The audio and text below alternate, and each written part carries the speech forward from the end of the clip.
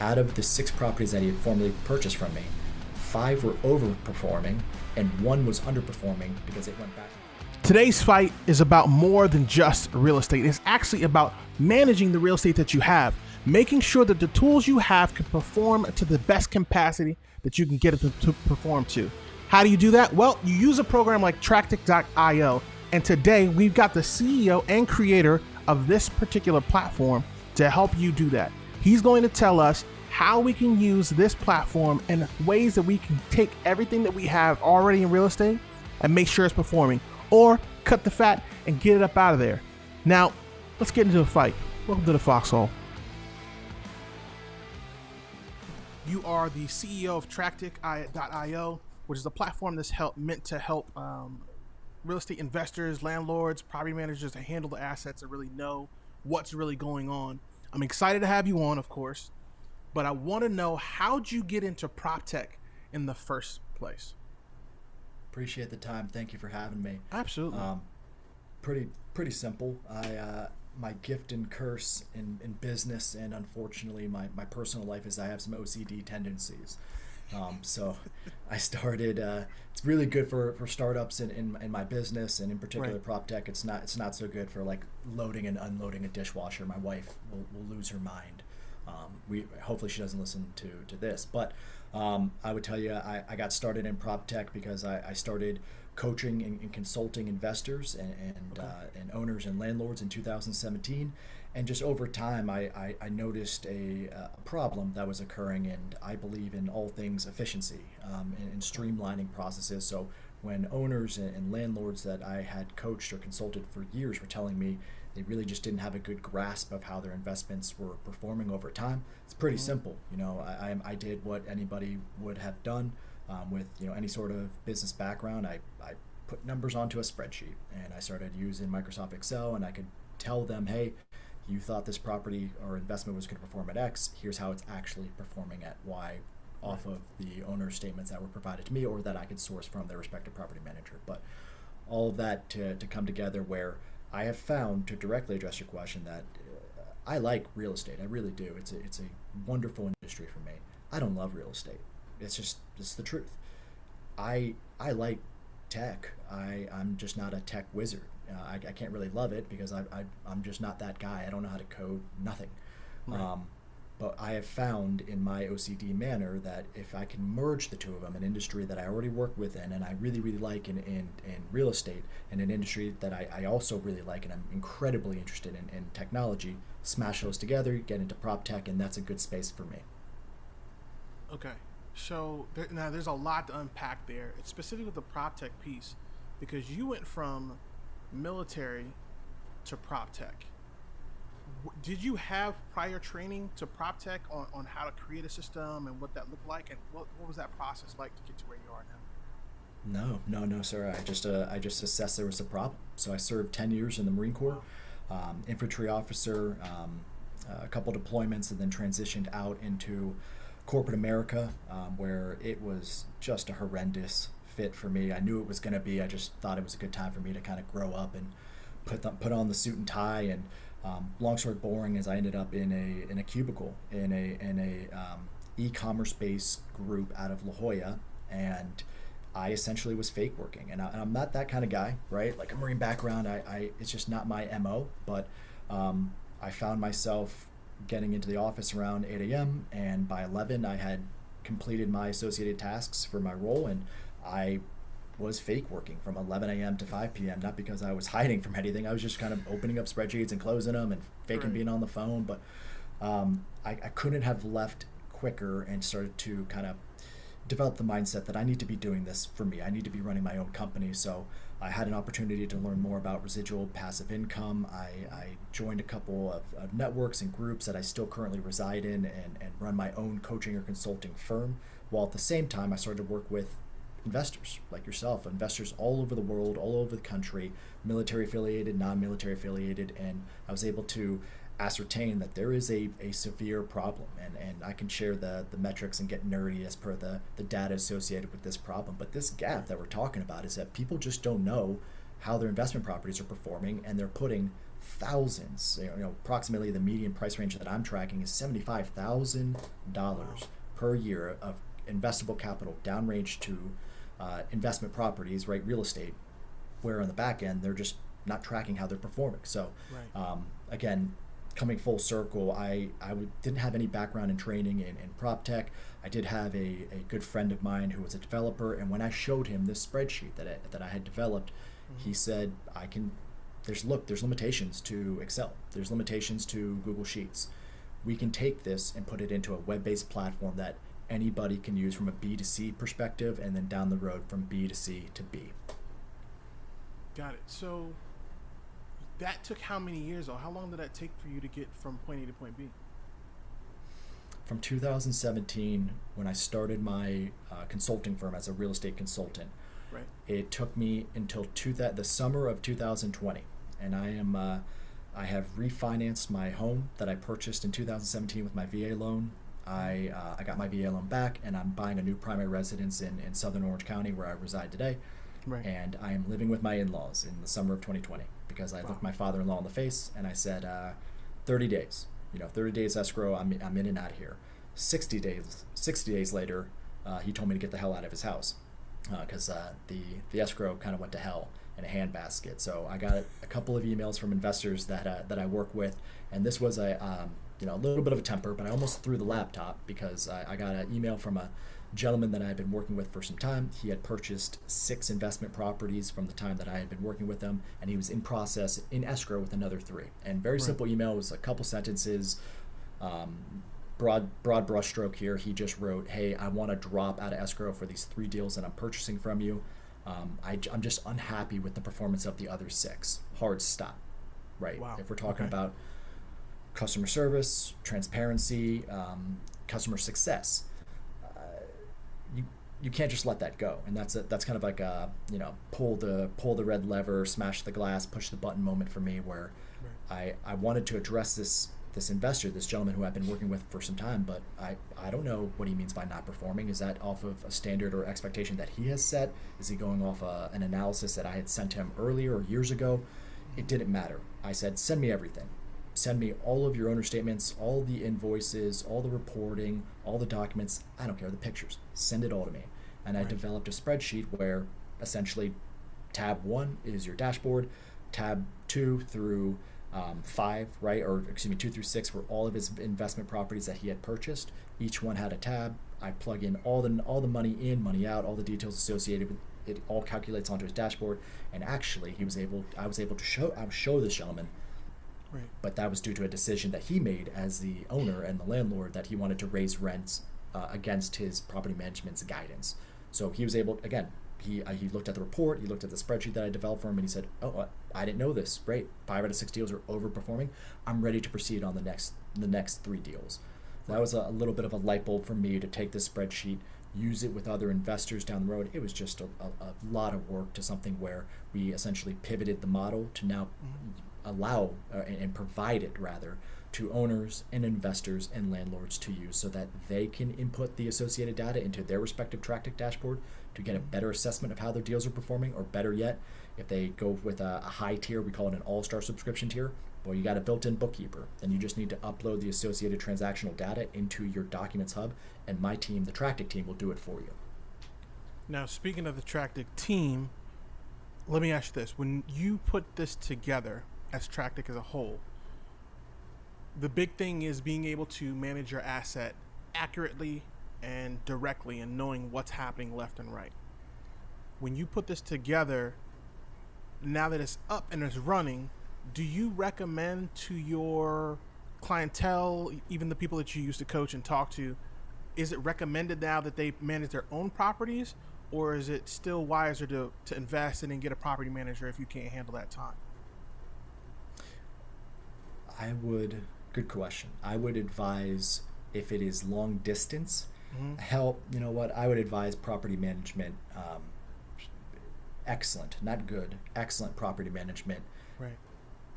Pretty much 9 out of 10, 10 out of 10 times. And the reason for that is because I have the expertise. That property I mentioned earlier that I refinanced and turned into a long-term rental that is currently a short-term rental in San Diego. It's just outside of Pacific Beach, southeast of La Jolla. Um, I self-managed that property for 2 years as a long-term rental. I would tell you again, I love property management. I find it to be incredibly interesting. I don't want to manage properties. It's not a good use of my time. And I used at the time I used version 1 of Tractic, which we launched in the summer of 2020. Excuse me, in May 2020. Right. Version 2 has just launched of Tractic. Version 2 launched exactly 31 days for this ago from this recording. Wow. And I would tell you that I would always advise investors, if you can, right, if it makes sense for you to expense that 7 to 10%, well, conducting a true cost benefit analysis of the time, the energy, and effort it would take for you to save on that 7 to 10%, for you to deal with the leaky faucets, the running toilets, rent collection issues, turnover expenses. If you have the bandwidth to do that stuff, save on the 10%. Absolutely. If you don't want to deal with that, then go find a property manager, not just somebody you find on Google, but vet them, have a screening checklist that you run them through, call referrals, make sure that you have excellent property management in place, and hold them accountable with something like Tractic. Okay, let's talk about that a little bit, because you mentioned that you're able to hold them accountable using Tractic. What would be kind of your guidelines on how to do that? Is it a 30-day period? Can you look at it before they come and start working with you on their property? Or is it something that you recommend they do after they're working with them? How would that work?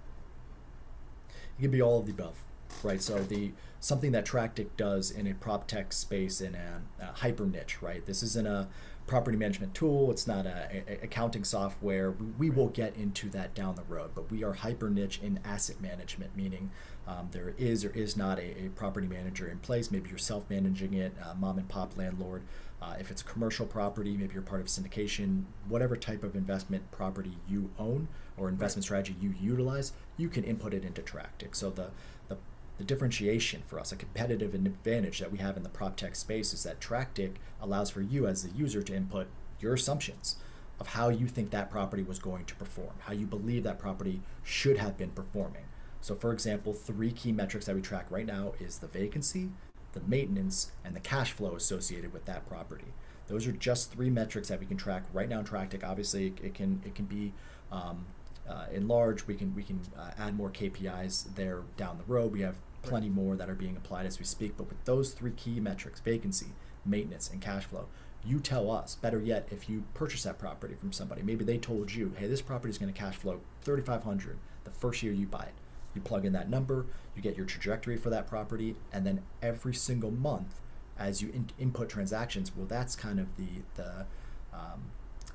ebbs and flows of real estate, right? Some months you're going to cash flow, some months you're not going to cash flow, but what gets created is the trend line associated with that property.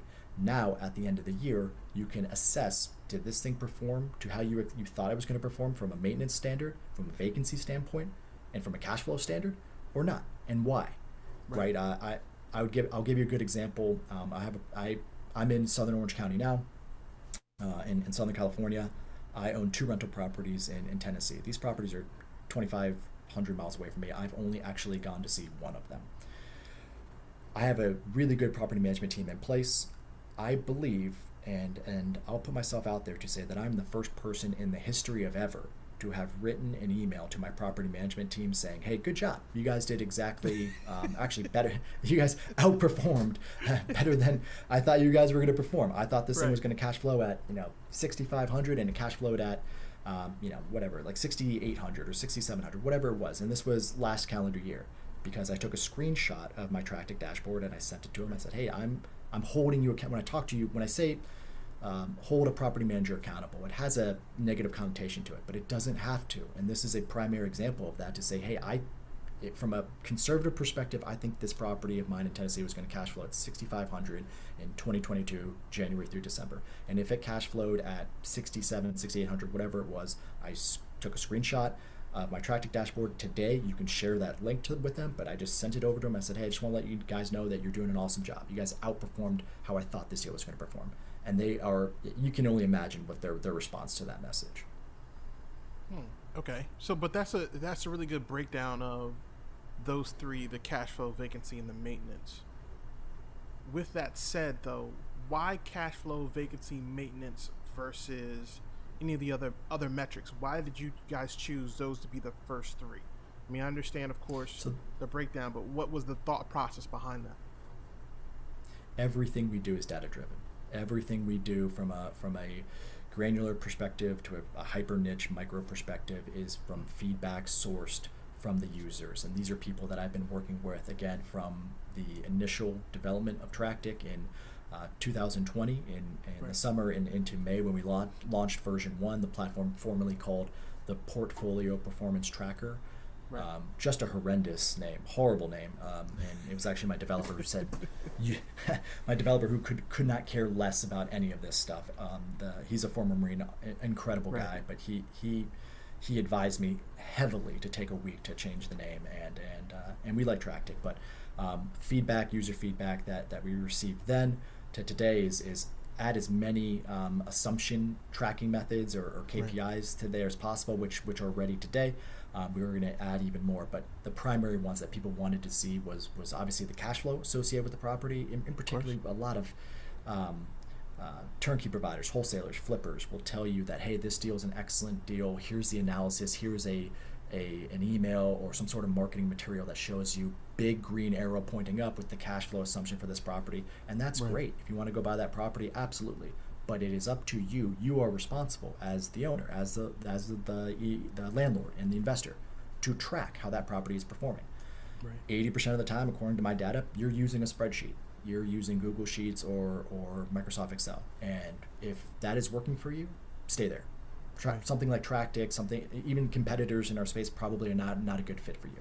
But if you are able to ascertain that you don't have a good grasp of how your singular investment property or your entire portfolio is performing, then you might want to transfer over to a web-based platform like Tractic. And those three key performance indicators were the first three that people mentioned, maintenance and cash flow being number 1 and number 2. I really want to get a better idea of how this deal is performing from a money in, money out perspective. Vacancy was a third, and then from there we highlighted others. Okay.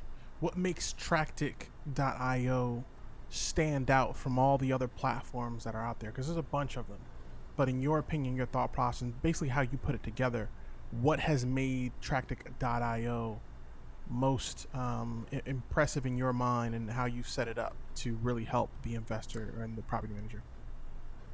We've done a lot of competitive analysis in this space, and there's a lot of great platforms out there. I think that they've made some critical errors in the way that they've developed their platform, and we've addressed a lot of them. So from a initial standpoint, to immediately address your question, I am quite the caveman. We try to keep this as simple as possible. Most Marines are. This is well, I shan't argue that, but I will tell you that we remove a lot of buttons, right? From a Marine perspective, like they'll click everything, we'll touch everything, but the point being is we have on the Tractic toolbar, in your left side toolbar, there isn't 30 things for you to select, there's 5.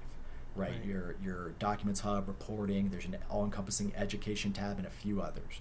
The idea being is that we want you to see how your deals are performing rather than overwhelming you with a complexity or overwhelming you with information. If you would like more information, we offer that to you. We're going to offer the ability to add more and more data to your respective dashboard. Better yet, if you want to just scroll up or scroll down or fold up or fold down certain sections of your dashboard, I don't really care about the forecasts or assumptions associated with my portfolio. Fold that up.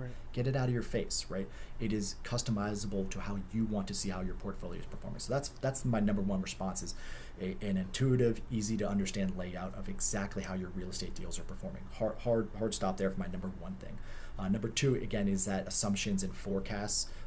We'll call it assumptions versus actuals on Tractic. Of how your deals are performing. Very, very few platforms are doing that. You tell us how you think this deal is going to perform. Again, broad brushstroke, maintenance, vacancy, cash flow, and then input the associated data from the moment you purchase that property until today. Or you can have our team do it for you. I can explain that further. That's the third value proposition here. But the point being is, if you purchase this property in January 2023, then you have so it's July, so you have 6 months worth of data input for your June statement would be your most recent statement. In this case, you can see how this thing has been formed for 6 months, and if it's on the trajectory to hit your cash flow number, yes or no. Do you need to change your assumption? Do you need to talk to the property manager about how this property is performing? It's up to you to kind of assess via something like TrackTech. Very few platforms are out there doing that. And then finally, that third value proposition that we'll offer here is essentially a white glove concierge service where we understand, right? And it is it's not the smartest pricing model I've ever implemented in my life. It's the all-star subscription tier. It's at the moment it's $150 per month, but this is something where we've been asked multiple times from users at this point, hey, can I replace TrackTech with my bookkeeper? And we're not here to remove people's jobs, right? But this is something that potentially it's up to you if you want to continue to pay your bookkeeper. Sure as hell more than $150 per month, but TrackTech will be assessing your reporting, all the transactional information, the receipts, the documentation, everything. You can even auto-populate your Schedule E, right? That was incredibly expensive to formulate. But the point being is the third value proposition here is if you purchased a property, let's say a single family home in 2013, and you would look at something that we're talking about here and say, hey, Greg, TrackTech is great, but I'm not going to enter in a decade's worth of data. At the all-star subscription tier, you don't have to. As best as you can, whatever information you have, if you want to go to your property management statements, your owner statements, whatever, go to your bookkeepers, pull that information, upload it into your TrackTech dashboard. My team gets a notification, and then we will, from the admin side, go into your respective TrackTech dashboard and update the transactions on your behalf. You will get a message saying, A, we received the documents, B, we're uploading the documents, and then C, it's completed. So the next time that you log into your TrackTech dashboard, you got a decade's worth of information listed on your TrackTech dashboard to tell you exactly how that deal has performed over not only the past 10 years, but forecasted to perform over time. Wow, yeah, that's you got a lot of stuff happening there. And don't be wrong, I don't have a lot of. I mean, I'd tell you what, I don't think the price model's bad. I think for the amount of value you're providing, that's important. Not to mention, there's nothing more frustrating than a highly detailed program that has so much you can't really function. Like, it can happen, it works, but it's got too many buttons, like you said, too many options, too many things you can do. And the next thing you know, you're just kind of going in circles, and it's so frustrating that you end up leaving the platform. So having something like a white glove service is phenomenal. And speaking of white glove service, let's do a little curveball. We're gonna do our curveball here. So the curveball is kind of the punch in the face. What's going to happen is, it's a simple question. You and I talked about it a little bit, so you know what the question is, but I've tried to distract you as best I can during the interview, so you weren't able to come up with an answer easy. So the question, Greg, you did is... a great job. Thank you, sir. I try to practice and be good at what I do. So the question is, if you were an Amazon item, what item would it be and why? I'm a heavy supporter of all things Amazon. I jokingly call him King Bezos, because not only is he probably listening to this conversation, but my wife is ordering something from him as we speak. Yeah, mine too. So I think an easy answer there would be pickleball equipment. Really? As that is exploded, but given the circumstances and the injuries, the reports that are coming out recently, I won't go that route. What I would tell you is I would actually answer that question and say it would be something along the lines of the Ring doorbell, or blink cameras, if you had heard about these. This is something that that home that I mentioned I purchased in San Diego in 2017. My father, God bless him, we don't have the best relationship, but he came out to see me. I think I'd come back from a second deployment, and he came out to visit. I just bought the house.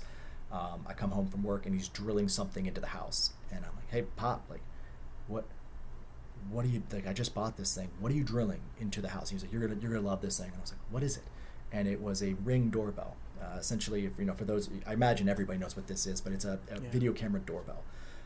This was later acquired by Amazon, but that simple product, Blink cameras, was something along the same lines. Is durable indoor and outdoor cameras that I have all over the place in my home for security reasons, because I'm a crazy Marine. But point being is either the Ring doorbell or Blink kind of living in the same area of a product that is simple, intuitive by nature. You plug it in, you download the app, and it just kind of sets itself up, and it makes sense. It adds an immense amount of value to everybody who uses it.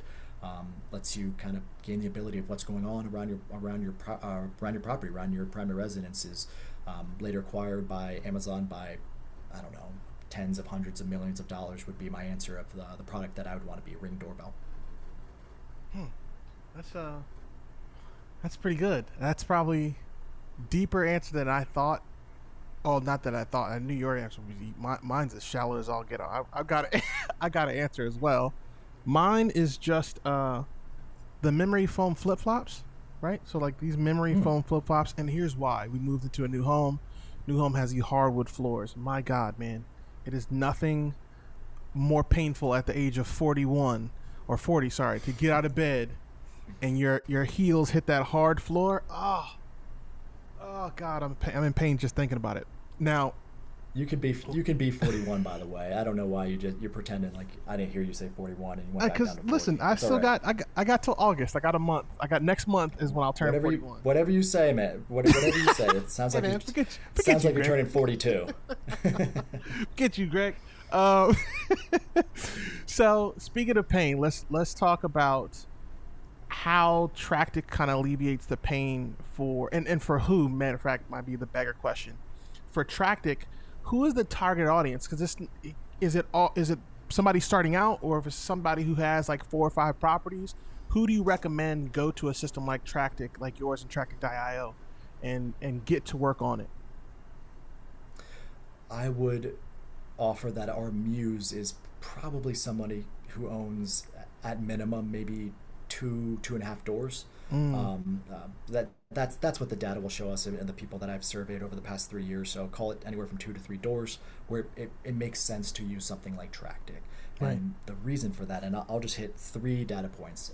And I've surveyed hundreds of investors, hundreds of owners and landlords in and around my network. And 80% of these people, as I mentioned earlier, and this is the baseline stuff, so 80% of these folks use spreadsheets, just like I used to and how I built Tractic, frankly. So they were using your Microsoft Excel and your Google Sheets. Mind you, the other 20% are using a property management software or counting on their property manager to track the data, or they're just not.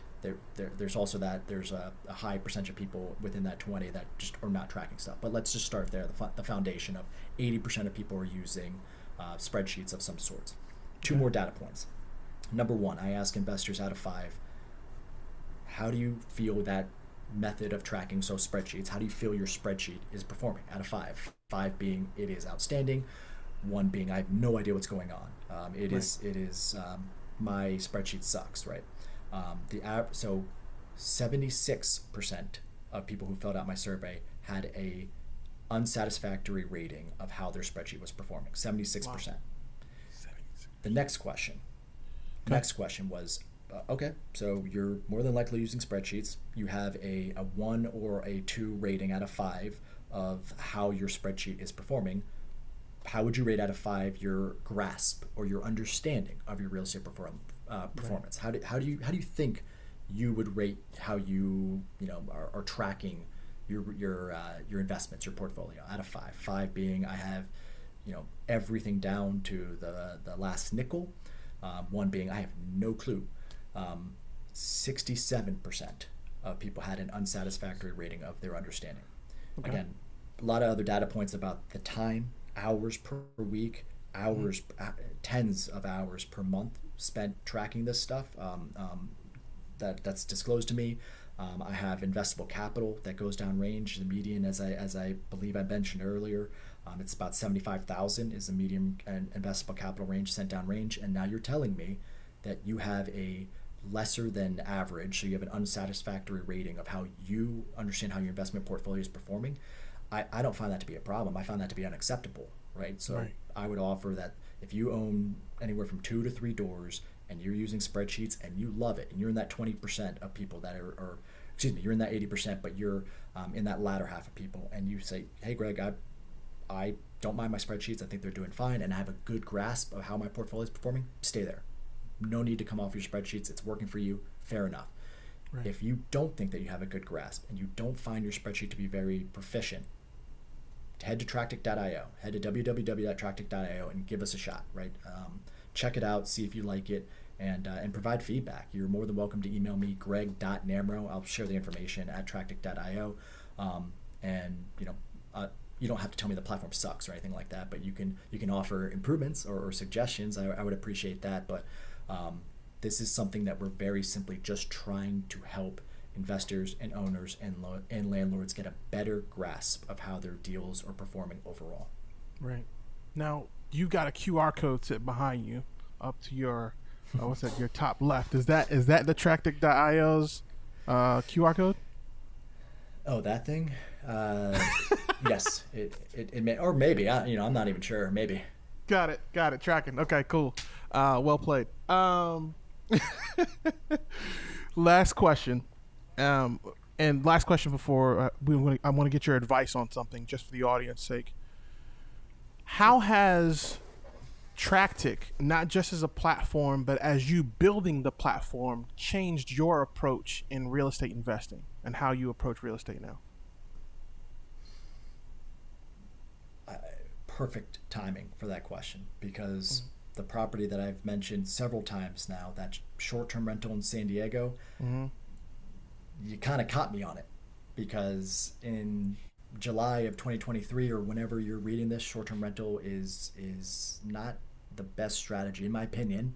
I've been in real estate for 6 years, and I had every intention of transitioning this property into a Verbo or Airbnb after it was a long-term rental for 2 years. Big turnover cost, full furnishing. This property is getting excellent reviews on Airbnb, and I'm a super host, and we have great management in place. It is just very much underperforming. So I was able to see over the past year and a half using Tractic, I was able to see a simple line graph that even a Marine can understand.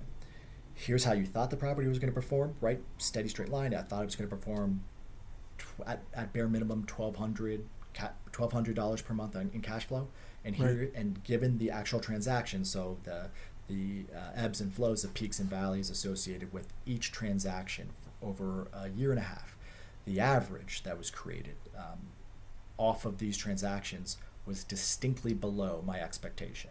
And you can see the trajectory over time.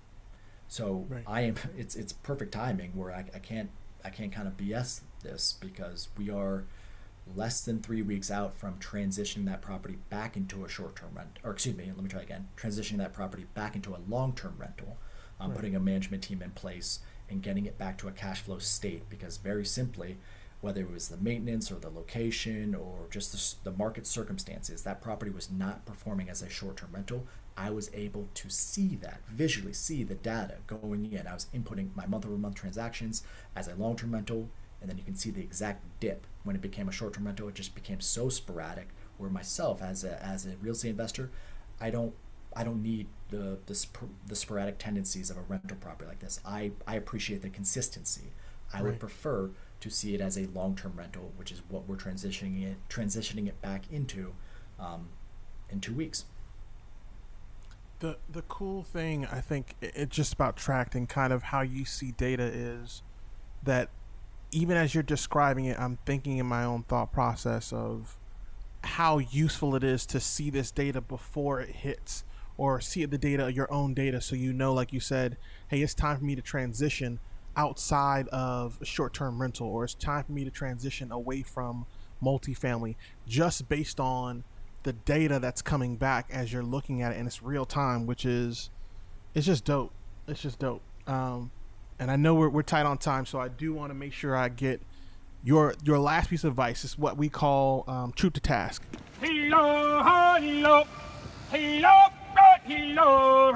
Basically, Greg, I just want you to give the listener one piece of advice from your experience as a real estate investor, your experience as the creator of Tractic.io. What's one thing that you would advise somebody in the real estate space as of right now? Right now, I would advise two things, and that is not what you just asked at all, but I would split it into two parts. It's all good. One thing, yeah. What's one thing? Well, I got two. First thing I would say is assess your bandwidth. Assess your likelihood to respond to a maintenance request or an issue with a renter.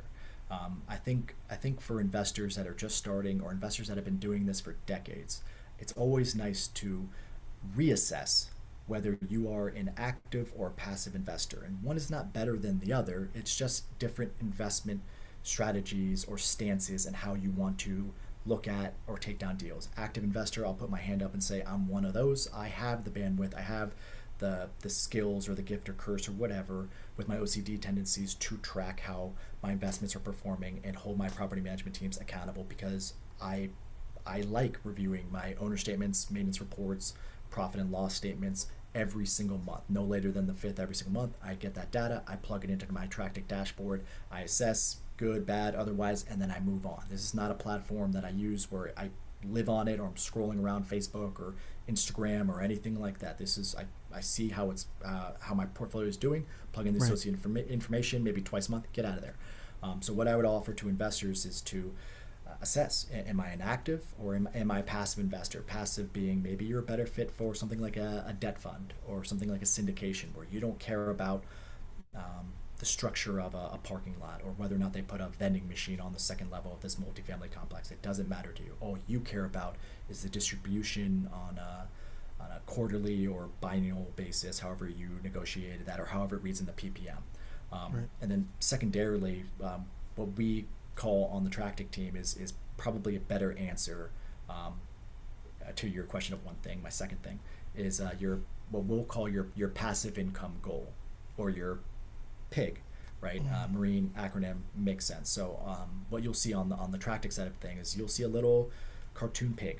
You'll see a pig on your PropTech dashboard, and the closer that you get to your respective passive income goal, we call it your PIG, is the net passive income number that you want to hit via your real estate portfolio in X amount of years, right? So the closer that you get to that associated goal, your PIG on your PropTech dashboard will get fatter and greener. And we'll have different options for people that want to put a little hat or whatever. But the point being is, if you are able to assess, am I an active or a passive investor, that's a great starting point into what will get me out of it. What will get me out of my job? What will create freedom for me, for my family, for a legacy of my kids.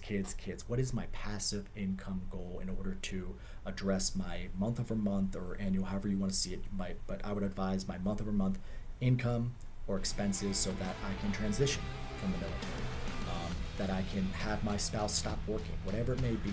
That is your passive income goal. Or your PIG, what is the timeline in which you want to hit that number, and then track the hell out of it. Ladies and gentlemen, Greg Namrow, CEO of PropTech.io. Again, that's CEO, founder, creator, www.PropTech.io. Greg, thank you, man, so much for coming on. This has been pretty dope. I took some stuff away from all the stuff you're talking about, and I could use whatever I can get right now because I've got that same pig I need to get after myself. So thank you so much, man, for coming on. I really appreciate it. I appreciate this. Thank you very much for having me. All right, everybody. Remember, you're better than you were, but you're not half as good as you're going to be. Me and Greg got things to do. Go get after it. We know you guys are going to do great. Love you. See you soon.